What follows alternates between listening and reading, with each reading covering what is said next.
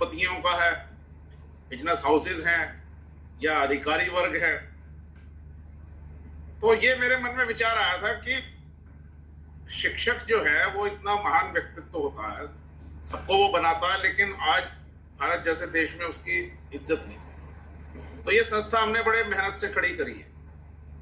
हम ये चाहते हैं कि टीचर जो नेशन बिल्डर है, जो सबको बनाता है, जो इसका सबसे ज्यादा सम्मान होना चाहिए, और उसको आज पूछा नहीं जाता। तो बहुत अच्छे विचार रखे आपने, बहुत अच्छी अच्छी बातें बताई आपने। हमारा कहना यह है कि यदि हम 10 शिक्षकों को भी अच्छा कर पाए तो वो कई हजार बच्चों को अच्छा कर पाएंगे। कई बार मैं सुनता हूँ कि मैंने सुना था कि हम कई बार पत्तों को तो वो करते हैं, पानी देंगे, उन्हें पॉलिश करेंगे, लेकिन जड़ में शिक्षक है। दिखाई तो बच्चा देता है जड़ में, लेकिन यदि दिमाग से सोचें तो जड़ में शिक्षक है। शिक्षक को एम्पावर्ड करने की जरूरत है, और मैं आप लोगों से उम्मीद करता हूं कि हमारे इस मिशन और विजन में आप सभी साथ देंगे। मैडम आगे बढ़ाए please. Thank you so much. Thank you so much, Madhu. So further moving ahead with our journey for the discussion, we have with us Dr. Pooja from Punjab University. I welcome you, ma'am. Thank you, Dr. Shikta. Thank you, Dr. Shikta. I am Pooja, Dr. Pooja. I am presently working in Punjab University in Electronics and Communication Engineering Department, and I am overwhelmed to having received this prestigious award. I thank Shikshak Kalyan Foundation and the selection committee. Regarding my academic achievements, I have obtained PhD degree from Thapar University in Electronics and Communication Engineering Department. The title of my thesis is Design and Analysis of Variable Digital Filters using Fractional Fourier Transform. I have written many research papers in Science Citation Index journals. I have published various books. My recent book is titled Electronic Circuit Analysis Using LT-Spice Simulator, a Practical Guide for Beginners. It is published with CRC Press, Taylor and Francis Group. I have developed various online courses on various platforms such as Udemy, Facebook and YouTube for helping students in this lockdown period, for the poor students which cannot go for paid courses. So I have given them free education, and I'm a teacher by choice. So, and I strongly believe that our small efforts can bring a big change in the most promising human resources, that is our students.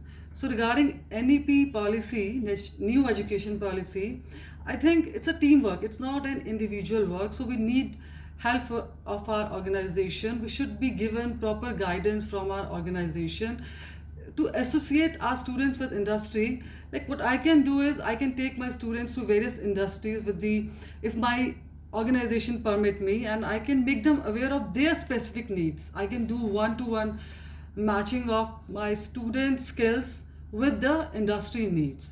Skills are there within the students. It's just we have to show them the right path, because we are mature, our brain is quite mature, and we can think. So we can, like, we are provided with so many cookery shows on YouTube. So if we watch them, and when we go in the kitchen, we will definitely come out with something. We will definitely make something. In first attempt, it may not be so good, not so yummy, but one day we will succeed. So as a teacher, my role is to show them the path, to forge a path for the students that suits their specific needs and skill sets. And continuous learning, the foundation of performance, any performance of any individual, whether it's a teacher, student, is like continuous learning. Being a teacher, I will try to indulge my students in inculcate in them a habit of continuous learning with the tools of love and inspiration. So these are my roles for Atmanirbhar Bharat, and I will definitely strictly follow the guidelines for teachers faculty development program and students development programs, and I will share them with I will make them to reach to the most likely audience, and commercialization of education should be stopped. But one thing I forgot to tell you, the challenges which we are facing in engineering education, one of the major challenge is non-uniform allocation of seats in various disciplines. These days, like, authorities are allotting so many seats to computer science and engineering department. This is ruining all other engineering disciplines. So if balance is not there, like if IT is there, all streams, electronics and communication has its own value, mechanical has its own value, civil.